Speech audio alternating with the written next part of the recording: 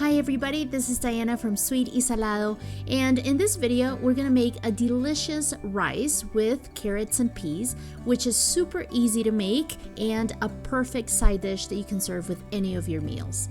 And as always, the link for this recipe can be found in the info box below the video. So first we're gonna place our rice in a medium-sized pot. This is just regular white long grain rice, and then we're gonna add water.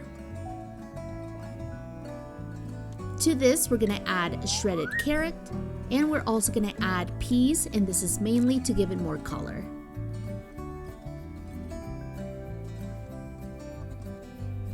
Now we're gonna add a little bit of oil, and this is mainly to prevent any sticking.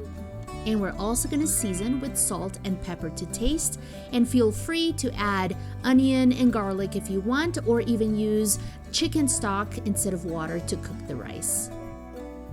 We're gonna cover it, bring it to a boil on high heat, and then we're gonna lower it to low heat and cook this for about 20 to 25 minutes or until all the liquid has evaporated.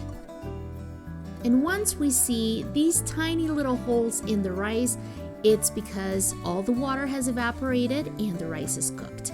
Now all we have to do is give it a stir before serving, and that's how you make a delicious side dish of rice with carrots and peas. If you enjoy this video and this recipe, please give it a thumbs up, share it with your friends, and if you haven't done so already, subscribe to this channel so you can be up to date with all the new videos that I upload in the future. Thanks everybody for watching, and I hope to see you next time. Bye bye, and buen provecho.